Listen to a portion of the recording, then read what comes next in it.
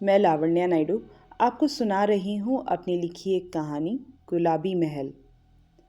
अब तक आपने सुना नित्या और दिशानी ने नर्तकी रोहिणी और महल में आते घुंघरुओं की आवाज़ का राज पता कर लिया था।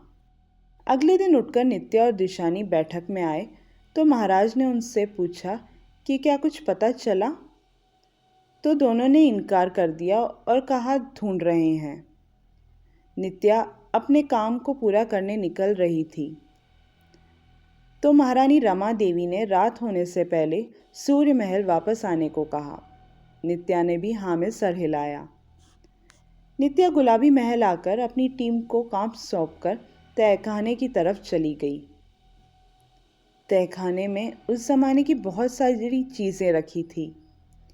एक एक एंटीक वस्तुओं में जैसे वो खो गई। इतने में नित्या के पैरों को कुछ लगा। नित्या ने देखा तो घुंघरू थे। उसने उसे उठा लिए। घुंघरू काफ़ी भारी थे। समय बहुत हो चुका था तो नित्या घुंघरू को लेकर बाहर आ गई। टीम ने भी अपना आज का काम खत्म कर लिया था। नित्या ने घुंघरुओं को अपने बैग में डाला। फिर उसने वो फ्रेम एक बार देखी जिसे उसने कल ठीक किया था। फ्रेम अभी सूखने का था। उस तस्वीर में महाराजा को आज नित्या ने गौर से देखा। उनकी आंखें बोलती हुई और मुस्कान जीवित लगी। किसी के आवाज़ लगाने पर नित्या का ध्यान भंग हुआ। उसने वो तस्वीर वहीं रखी। दीवार को देखा तो आज दीवार की वो दरार और ज़्यादा गहरी लगी। नित्या ने अपने असिस्टेंट को कल इस दरार को ठीक करने का काम सौंपा और सब वहाँ से निकल गए। नित्या और दिशानी ने आज फिर खाने के बाद दिशानी के कमरे में जाकर उस किताब के आगे के भाग को पढ़ने का सोचा। नित्या ने पढ़ना शुरू किया। आगे नर्तकी रोहिणी के नृत्य के बारे में लिखा था कि वो कैसे अपने नृत्य से सबका मन मोह लेती थी। जितनी नृत्य में पारंगत थी उतना ही उनका मन कोमल। मधुरभाषी रोहिणी किसी की पीड़ा नहीं देख सकती थी। इतना पढ़ते ही नित्या को घुंघरुओं की याद आई। उसने वो घुंघरू दिशानी को दिखाए। फिर उसने वह घुंघरू अपने पैरों में बांध लिए। वो घुंघरू वो पायल बांधते ही नित्या नृत्य करने लगी। दिशानी के बहुत रोकने पर भी वो नहीं रुक रही थी। दिशानी ने जोर से धक्का मारा तो जैसे नित्या होश में आई।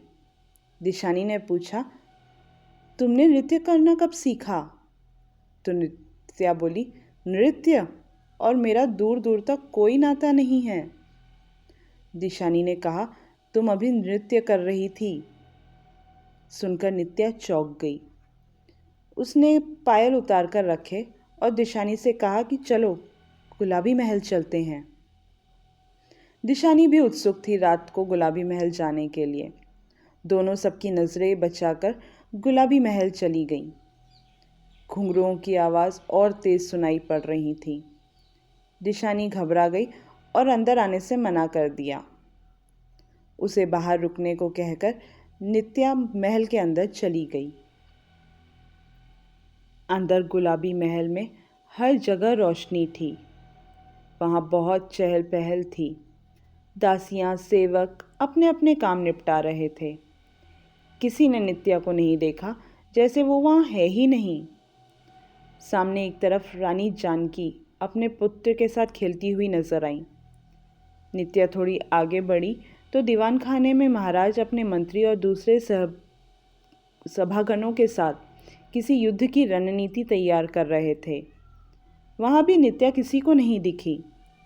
दूसरे कमरे में जाते ही नर्तकी रोहिणी शीशे के आगे बैठे अपने केश संवार रही थी। उनकी दासियां अपने अपने कामों में लगी थीं और हंसी टिटोली कर रही थी। रोहिणी ने शीशे में नित्या को देखा और पीछे पलटकर मुस्कुराते हुए उसे अंदर आने का इशारा किया। नित्या घबरा गई। तेजी से महल के बाहर की तरफ भागी और दरवाज़ा जल्दी से बंद कर दिया। दिशानी के पास पहुंची तो उसकी सांसें फूलती देख दिशानी ने पहले सूर्य महल चलने को कहा। दोनों छुपते छुपाते महल के अंदर गए। दिशानी के कमरे में आते ही दोनों ने जल्दी से दरवाज़ा बंद किया और दिशानी ने नित्या को पानी देते हुए उसकी हालत का कारण पूछा। नित्या ने अंदर हुई सारी घटना के बारे में बताया तो दिशानी को तो सांसें अटक गई थी। नित्या ने उसे संभालते हुए उसे पानी पिलाया। अब घुंघरुओं की आवाज़ और तेज सुनाई देने लगी। दिशानी और नित्या डर के मारे रज़ाई के अंदर छुप गईं।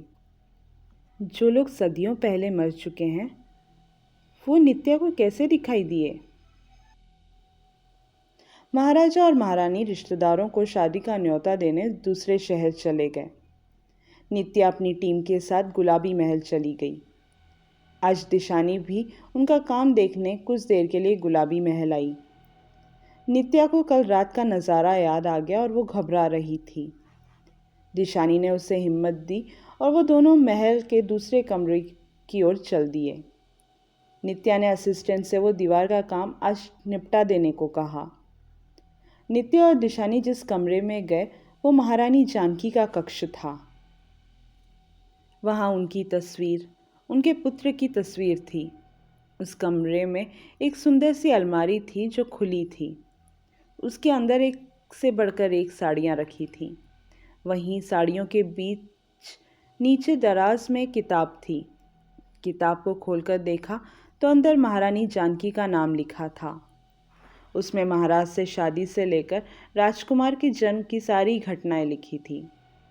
नित्या आगे पढ़ने ही वाली थी कि टीम के एक असिस्टेंट ने आकर नित्या को आवाज़ लगाई। असिस्टेंट ने कहा, दीवार ठीक कर दी है, आप एक बार आकर देख लें। नित्या और दिशानी वो किताब अपने साथ लेकर बाहर चली आईं। दीवार बहुत अच्छी तरह से ठीक कर दिया गया था। नित्या ने टीम की तारीफ की।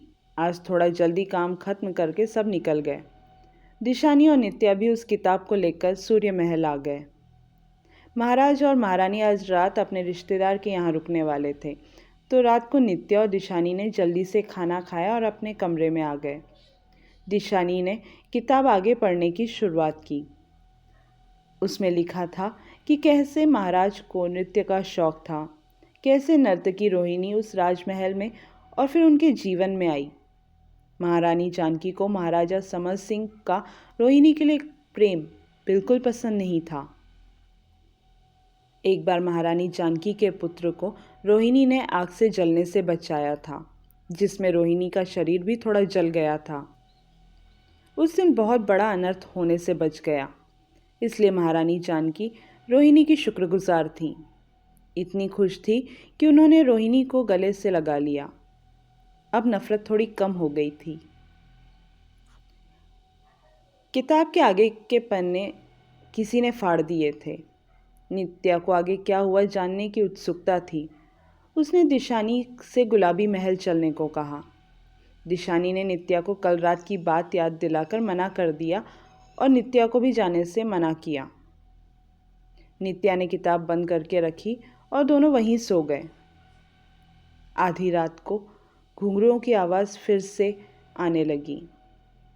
नित्या की नींद खुल गई, लेकिन दिशानी चैन से सो रही थी। नित्या को जैसे कोई आवाज़ दे रहा हो। वो उठकर गुलाबी महल की तरफ चल दी।